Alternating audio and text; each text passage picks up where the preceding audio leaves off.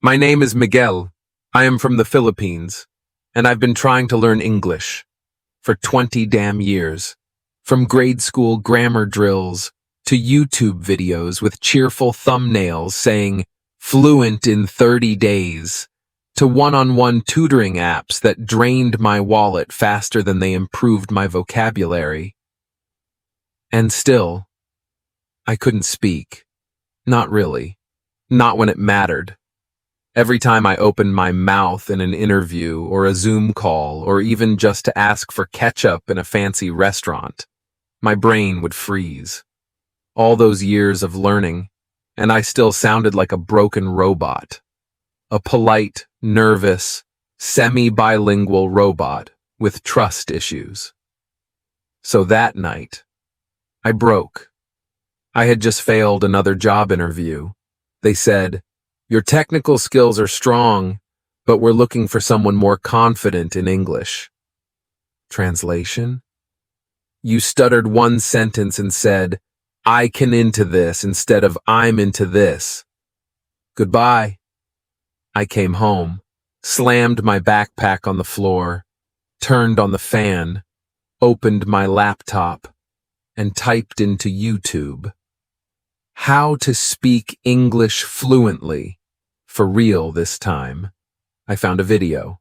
A man with a kind face and a calm voice. He said, "You need a plan. Monday, reading. Tuesday, writing. Wednesday, listening." It sounded so simple, so structured. And I thought, this is it. Tomorrow, I start. For real. I copied the plan into my notebook. I repeated the words. I can learn English. I just need to follow the plan. I just need to follow the plan. The fan kept spinning. My eyelids got heavy. I whispered one last thing. Maybe, if I sleep now, I'll wake up fluent. I laughed at the idea. Just a joke. Just a fantasy. Then I blacked out. When I opened my eyes, I was not in my room. There was straw beneath me, and dirt, and something that smelled like very old goat. I sat up. My head throbbed. My notebook was gone. My phone was gone. My fan, gone. The ceiling was stone. The walls were stone. The air felt medieval. Outside the wooden bars in front of me, two men in armor were arguing, loudly, in English, but not normal English. Their accents were thick. Their words were fast, like Shakespeare with a hangover. He bears no sigil. Mayhap he's a spy from York. Or worse, a madman from the far lands. They turned to me. "Speak, knave. Who sent thee?" I opened my mouth and realized I couldn't understand them. Not fully. And I sure as hell couldn't answer. All I could say was the one sentence I had practiced 100 times back home. I am learning English. The taller knight raised an eyebrow. The shorter one laughed. Then he said something that chilled me more than the stone floor ever could. "Let him speak tomorrow, at dawn, before the sword." They walked away.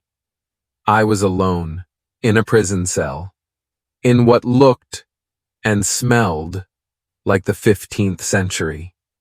And I had one day to learn English. I didn't sleep that night, not just because I was in a prison cell that smelled like horse sweat and disappointment, not just because there were rats having a party in the corner, but because tomorrow, at dawn, I was expected to speak. And if I didn't, there was a sword with my name on it, possibly spelled wrong, but still sharp. I sat in the dark, trying to remember that video, the one with the calm guy and the weekly plan. Monday, reading. Reading? Great. Where the hell was I supposed to find something to read in a medieval prison? I looked around. Stone walls. No bookshelf.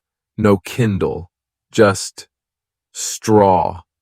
And a bucket I refused to make eye contact with. But then, just before sunrise, a hand reached through the bars. A guard tossed in a crumpled scroll. He growled, "Read it. The Lord wishes to know if you're literate before you hang." Charming.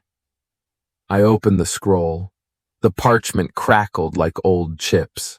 The writing was in English. Kind of. Words I'd never seen before. Sentences like, "Thou art hereby summoned under the command of Lord Northmere to stand in question before the order." I squinted. My brain screamed. Okay, I got this. I read on Mondays.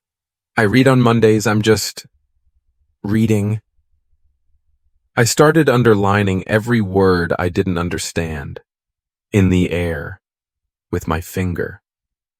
Summoned. Command. Order. Question.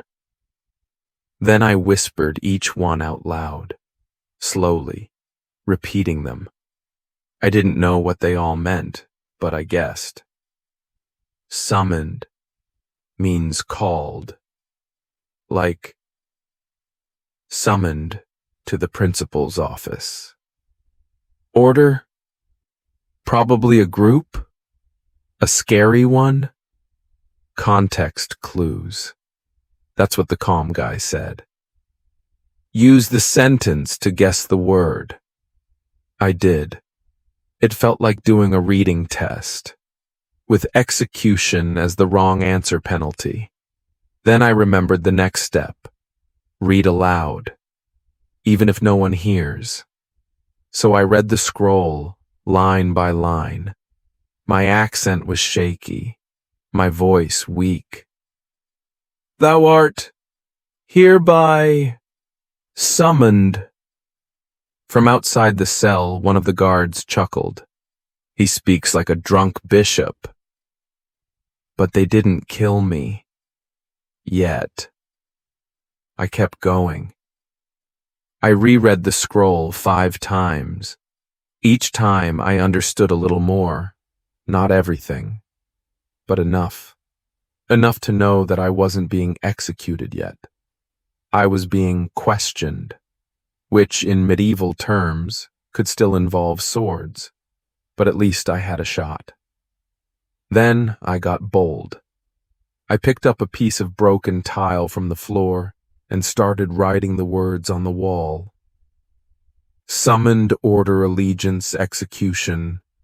A word I'd really prefer not to learn firsthand. I wrote their meanings beside them, or at least what I thought they meant. A vocabulary wall, in a jail cell. The irony was killing me faster than the guards could. But something shifted. I wasn't thinking in panic anymore. I was thinking in English, reading, guessing, learning. It wasn't perfect. It wasn't pretty, but it was working. Then, as the sun rose, I heard the footsteps. Metal boots. Dozens. The guards returned. One of them looked at my wall and said, "He learns fast. Perhaps he is of use." I stood up, clutching the scroll like a shield. I had read it, out loud, again and again. And now it was time to speak. The guard dragged me out of the cell just as the sun hit the top of the tower. The castle courtyard was cold, damp, filled with angry eyes and sharper swords. At the center stood a man in red velvet. He looked expensive and dangerous. Next to him, a table, a scroll, a quill, and a bucket of probably not ink. The velvet man spoke. "If thou be innocent, thou shalt write thy confession." Wait, confession? I was supposed to confess that I was not guilty? Welcome to 1455, where logic comes with a twist and spelling doesn't exist. They pushed me toward the scroll. Write, in thy tongue, or in ours, but write. I took the quill. It was heavy. It trembled in my hand. Then I remembered. Tuesday is writing day. Back home, I had skipped writing day. Too boring. Too slow. Now it was life or death. I thought fast. The calm voice in my head, from that forgotten YouTube video, whispered, "Write 5 things you did yesterday. Use the past tense." Okay. I dipped the quill into the ink, took a breath, and wrote. 1. I woke up in prison. 2. I read scary English. 3. I learned the word execution. 4. I cried a little. 5. I didn't die. Yet. The guard leaned over and squinted. He writes like a child. The noble nodded. But he writes. Encouraged, I kept going. I am not a spy. I am not from Lancaster. I am not from York. I am from Manila. I like rice. I like peace. I hate swords. Please, don't kill me. Then I remembered the next writing exercise. Write 5 things you will do tomorrow. Use the future tense. So I added, tomorrow I will breathe. I will try to survive. I will eat bread. I will not fight. I will learn more English. The guard snorted. The noble read the paper. His brow furrowed, then relaxed. This man writes better than my own son. Thank you, random nobleman. I'll cry later. But it wasn't over. A woman stepped forward, scholar type, ink stains on her fingers. She handed me another scroll. Summarize this. I opened it. It was the Royal Code of Conduct. 200 words. No pictures. All nightmares. Back home, I would have panicked, but not today. I remembered what the plan said. Summarize what you read in your own words. So I wrote, this scroll says, don't lie, don't steal, don't start wars, don't insult the queen, especially that one. Silence. Then, laughter. The nobleman chuckled. The guards smirked. The woman with ink stains gave me a slow clap. The noble said, you make us laugh, and you make sense. We shall not kill thee, not yet. Progress. As I walked back to the cell, still alive, I looked at my ink-stained fingers, shaking, sore, but proud. Writing had never felt like survival before. Now it was. That night, They didn't lock me in the dungeon. Instead, they gave me a room. If you can call a pile of hay in a barn full of coughing chickens a room. But I was free, sort of. Not quite executed yet. That counted as a win.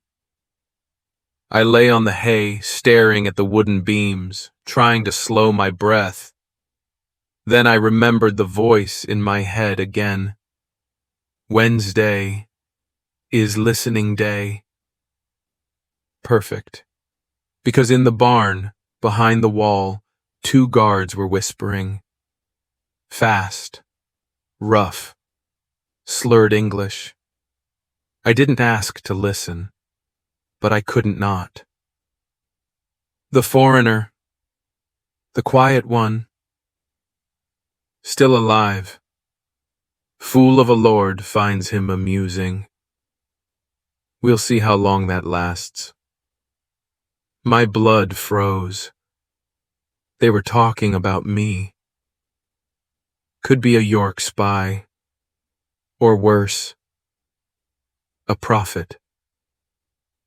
Either way, he's dead if he missteps. I leaned closer to the wooden boards. Focus, Miguel, focus. Listening day. Listening is survival. Back home, listening meant watching YouTube with subtitles on. Now it meant crouching in chicken poop, trying to decode Middle English murder plans. No pause button, no replay, no subtitles, just pure survival-based English comprehension. Then I heard something strange. The tongue he speaks. Strange. But some of it matches the scrolls from the friar's study. I said he wrote, I will not fight. Who says that unless he's hiding something? Aha. Now I was being judged for my grammar. Beautiful. I repeated their words silently in my head, mimicked their phrases. Said he wrote. Who says that? Strange tongue. Could be a prophet. I whispered them back, shadowing, like the calm YouTube guy said. Then I copied the tone, the speed, the accent. Still terrible. But I was trying. One chicken looked impressed. Later, I found a broken spoon. I scratched the words I'd heard into the barn wall. Not because I wanted to remember them, but because I had to. Because tomorrow, someone else might speak like that, and I'd need to understand before it got me killed. The next day, I was assigned to carry firewood to the main hall. As I entered, I heard it. The foreigner cometh, keep tongues tight. Too late. I'd heard them. I was listening. And I was learning. Back home, I had never finished a single podcast episode in English. Now, I was binge listening to guards plotting my death. Funny how pressure improves performance. That night, I whispered into the darkness. I hear English now. I still don't get all of it, but I hear it, and I survive. By now, I had survived 3 near deaths, 2 scroll readings, 1 shaky confession, and several terrifying listening sessions that doubled as pre-funerals. But today was speaking day. Not the cozy kind where you talk to your bathroom mirror and say, "Hello, how are you?" No. This was the speak in front of royalty or possibly be labeled a witch kind of day. The guards escorted me into the great hall. The ceiling arched like a cathedral. The banners of Lancaster and York fluttered on opposite walls. The tension in the air was so thick it could be stabbed with a butter knife. Everyone stared at me, especially him. Lord Aldrich, the man in red velvet. Again, he stood. "Speak thy name, stranger." My tongue was dry, my knees uncooperative, but I remembered the video, the calm voice. "On Thursday, speak. Speak out loud. Speak to anyone, even yourself. Just speak." Well, this wasn't myself. This was a nobleman holding my life in his hands. Close enough. I opened my mouth. "My name is Miguel. I am from a far village, very far, super far. I came here by mistake. I don't want war. I don't want fight. I just want bread, maybe peace, maybe new words." Murmurs filled the hall. Someone whispered, "His speech, it is broken." Another said, "But honest." Lord Aldrich leaned forward. "And what dost thou seek in our land, Miguel of the far, far?" I swallowed. "I seek to understand, to survive, to learn this language before it kills me." There was a pause, a long, deadly pause. Then, laughter. Real, chest-deep nobleman laughter. "He speaks like a babbling priest, but by God he tries." Lord Aldrich waved his hand. "Let him speak with my son. The boy needs practice with peasants." Great. A language exchange partner with a sword. They assigned me to Prince Edmund, age 12, smug, and probably the reason Latin was invented out of spite. He spoke like he'd swallowed a dictionary and had no intention of sharing. "Repeat after me," he said. The gallant knight rode swiftly across the moor to retrieve the enchanted chalice. I stared at him. The knight ran fast to get cup. Magic cup. He looked horrified. "You butchered poetry." "I survive, though."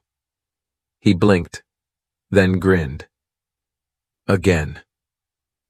We trained every day. Him with his phrases, me with my butchered but brave replies. Sometimes he mocked me. Sometimes he corrected me. Sometimes he listened. Days passed, then weeks. One morning, Lord Aldrich called me again.